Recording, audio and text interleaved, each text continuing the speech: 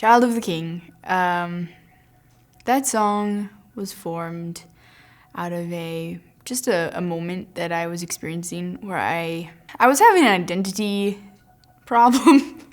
I think we all have them. I was allowing what other people think about me to dictate everything. I can start to get quite frustrated with these inconsistencies of like, I know this is true, but this is how I feel. Like, what do I do with that, you know? But when I was writing it, I felt as if like this was just kind of just like a unloading of, okay, here's what's going on, God. Like, I really need you to rewrite like the script in my head of how I see myself and how I see the world around me and how I see you.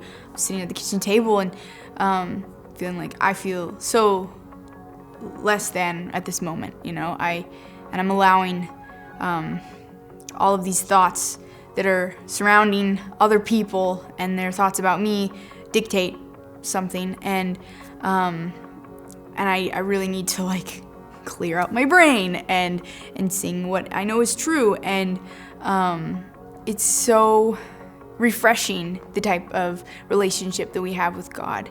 The fact that we don't have to bring anything to it to impress Him, to garner His, His attention and His affection and His love. It's so unlike any other type of love.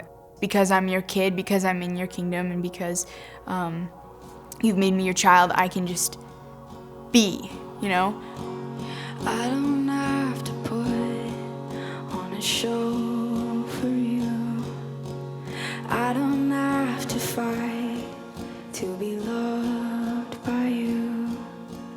I don't have to wait for your full attention. And I don't have to wonder if you are listening. I only need to trust that you mean what you say. I only need to tell you me out your way. I only need to give you the pieces I hold on to. I was never meant to keep. 'Cause I'm a child of the King.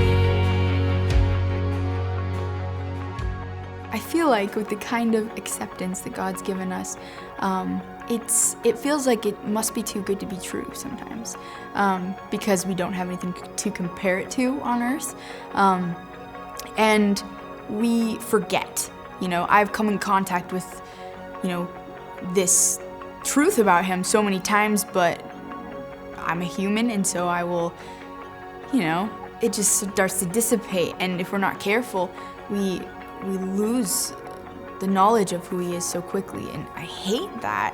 And I think with songs, it's beautiful because the song isn't going to change, but like as the years go by, we come in contact with a song that taught us something, and suddenly something clicks, and we remember, oh yeah, like that is the type of character my God has, and like He is someone I can put all my trust in, and He wants me to love people. He doesn't want me to live for their love and their attention and their, whatever. Just the idea of this song becoming something that kind of like brings people back into a remembrance of like, oh yeah, I'm just God's kid. Like, oh yeah, like I don't need to impress Him. I don't need to show anything to Him. Like, but because I don't need to, and because He loves me unconditionally, that will elicit my love and affection towards Him. I don't know. There's just something so simple about the surrender that this song talks about, and He's given us the right to become sons of God because of what He's done, and we can walk through our whole lives as a son, but not like knowing it and not acknowledging it. And I wanna encourage people to acknowledge it, to say it, to sing it, to admit it, to say it to someone else. Like, be bold about it because you are a son, and you, it can't be removed. I am not the exception. I don't believe that I am like this unique person that is has this problem with feeling like I don't know who I am.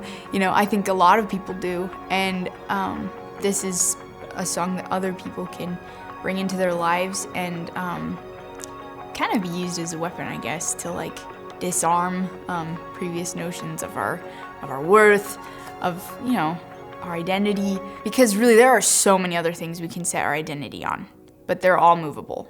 They're all like so malleable. But with this, like, you are his child, it's permanent, it's done.